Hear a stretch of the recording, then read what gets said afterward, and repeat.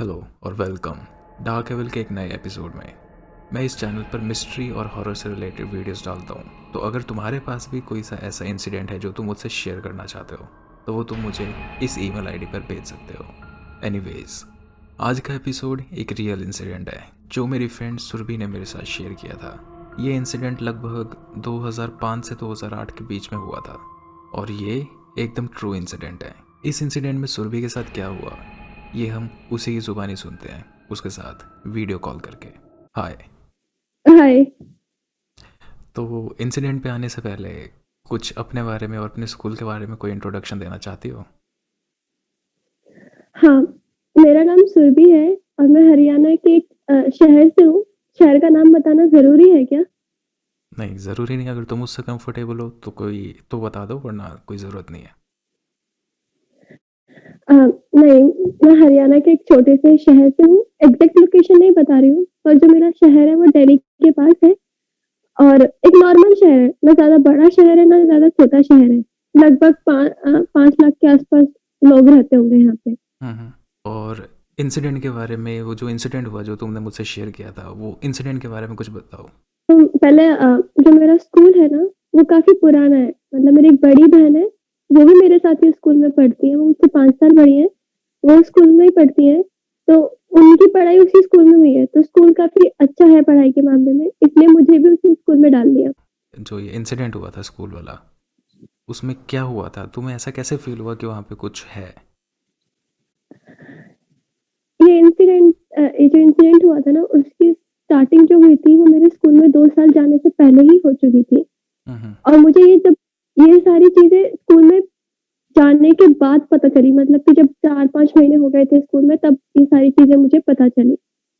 वो मतलब हुआ ये था कि जैसे हर क्लास में 3 टाइप के बच्चे होते हैं, एक शैतान होते हैं, एक एकदम शांत होते हैं और एक जो बीच वाले होते हैं, जो ना शांत होते हैं ना शैतान होते हैं। तो मैं उन्हीं बीच वाले में थी। हम्म। हमारा हमारा स्कूल है ना, उस स्कूल में प्लेग्राउंड ना सेक्शंस के हिसाब से बाँटे गए थे। नर्सरी वालों के लिए अलग प्लेग्राउंड था और 1 टू 8th वालों के लिए अलग प्लेग्राउंड था और सीनियर्स लोगों के लिए अलग प्लेग्राउंड था। हम्म। और हमारे साथ जो प्लेग्राउंड था, उसके मतलब उसके साइड से उससे एकदम चिपका हुआ गर्ल्स गर्ल्स हॉस्टल था। वो हमारे स्कूल का ही गर्ल्स हॉस्टल था। अच्छा। तो एक बार हुआ क्या कि हमारा गेम्स का पीरियड था, तो हम सबको पीटी सिखा रहे थे। थोड़ी देर हम लोगों ने पीटी किया, उसके बाद हम लोगों को खेलने के लिए कह दिया गया कि तुम्हें जो खेलना है वो खेलो। तो कुछ बच्चे कैच-कैच खेल रहे थे, कुछ कुछ और खेल रहे थे और कुछ और खेल रहे थे। तो जो हमारा ग्रुप था वो कैच-कैच खेल रहा था। तो हमारी जो बॉल थी वो मतलब छूट जाती है, फिर झाड़ियों में चली जाती है। तो मेरा एक दोस्त था हिमांशु, वो उस बॉल को लेने के लिए जाता है झाड़ियों की तरफ। जैसे ही वो उस बॉल को लेने के लिए जाता है झाड़ियों की तरफ और नीचे झुकता है बॉल को लेने के लिए, वैसे ही बंदा बेहोश हो जाता है ऑन द स्पॉट।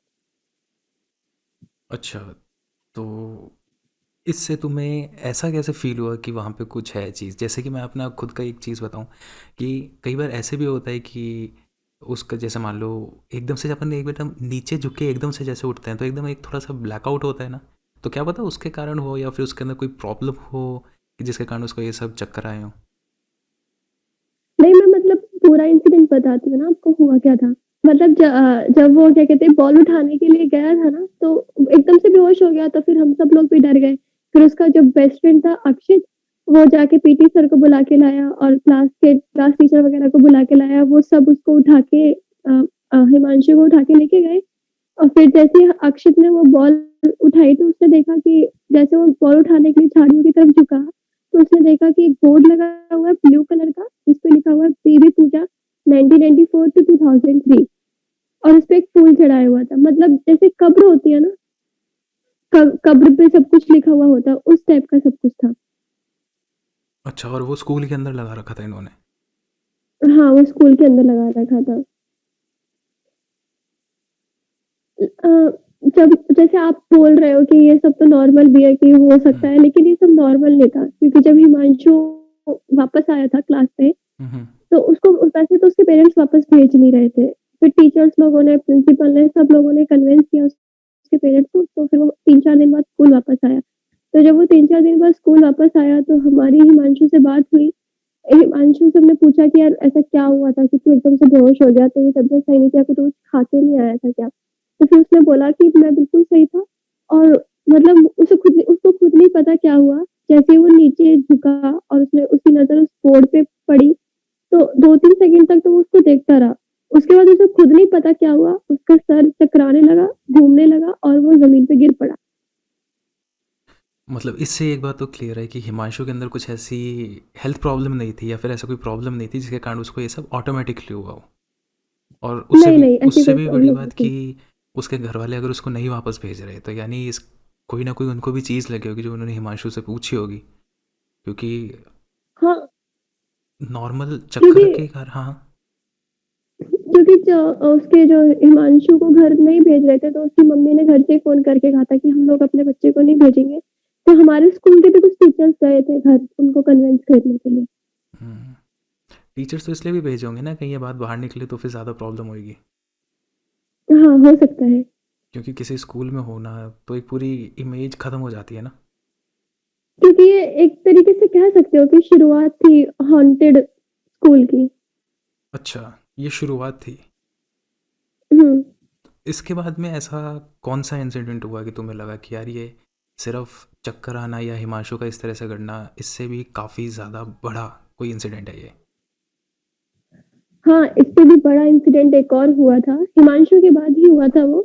तो जब हिमांशु स्कूल में वापस आ चुका था, धीरे-धीरे हवाएँ भी बनने लगी, फिर हमारे प्रिंसिपल सर भी रोज़ असेंबली में आके लेक्चर्स देते थे कि ऐसा कुछ नहीं है, तुम लोग इन सब चीज़ों पे ध्यान मत दो।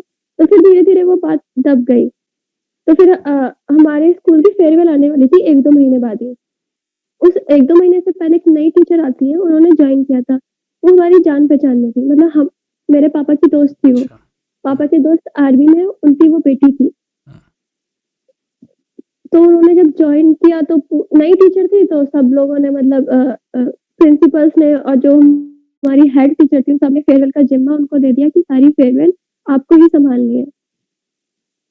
तो जैसे-जैसे फेयरवेल का टाइम पास आता गया तो एक दिन फेयरवेल का जो टाइम जिस दिन फेयरवेल थी, उस दिन एक इंसिडेंट हुआ था।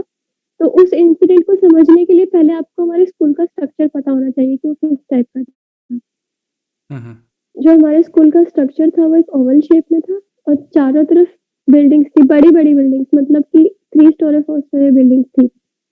और उसके बीच में क्या था एक स्टेज था हुँ। और जो बीच में खाली जगह बची हुई थी ना उसमें असेंबली होती थी। स्टेज के एक तरफ स्टेयर्स थी और दूसरी तरफ चेयरमैन सर ने अपना स्कूल के अंदर ही छोटा-सा घर बना रखा था।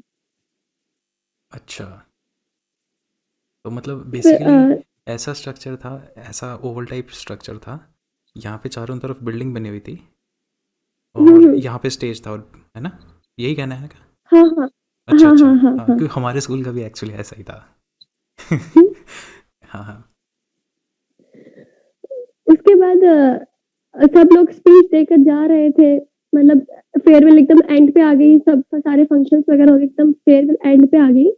तो जो जिन टीचर्स ने जो आर्मी वाली टीचर आई थी, जिन्होंने वो सारी तैयारी की थी फेयरवेल की, तो उनको एंड में स्पीच देनी थी। तो जैसे ही वो स्पीच देते देते वक़्त नीचे उतरी स्टेयर्स से, तो वो एकदम ऑन द मतलब उतरी वो नीचे गिर गई। अच्छा। वो उतरते ही नीचे गिर गई और उनकी बॉडी में कोई मूवमेंट नहीं, एकदम बिल्कुल सब शांत हो गए, कोई बॉडी में उनकी मूवमेंट नहीं थी और वो एकदम नीचे ही गिर गई। टीचर्स वगैरह ने उनके मुँह पे पानी वगैरह भी मारा पर उनकी कोई मूवमेंट नहीं हुई थी। तो जो बाकी सारे टीचर्स वहाँ खड़े हुए थे उन सब ने हमें एकदम सब जल्दी-जल्दी हम सबको बाहर निकाला कि जाओ-जाओ तुम सब लोग जाओ, घबराने की कोई बात नहीं है। कुछ नहीं है, बस वो ऐसे उन्होंने तैयारी ज़्यादा की है तो इस वज़ह से वो थकान में गिर चुकी हैं नीचे। तो हम सब लोगों को वहाँ से भेज दिया गया था। हुँ, हुँ।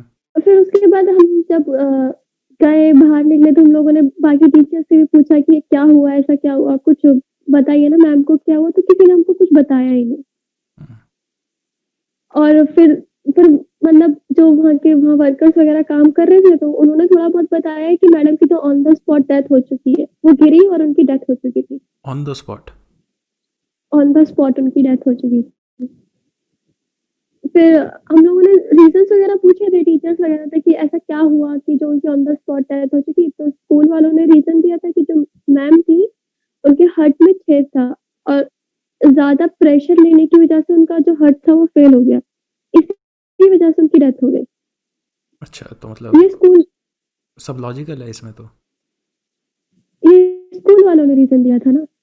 फिर उन जो मैम के पापा थे वो तो मेरे पापा के दोस्त ही थे ना, हुँ, हुँ। तो पापा उनको फ़ोन करके बोल रहे थे कि अच्छा नहीं हुआ, ये सब हुआ, वो सब हुआ। तो वो पापा को बोले कि यार वो सब तो ठीक है लेकिन जो स्कूल वालों ने रीज़न दिया वो घटिया रीज़न दिया है क्योंकि मेरी बेटी को तो कोई हार्ट प्रॉब्लम थी ही नहीं और उसके उसके दिल में कोई छेद था ही नहीं।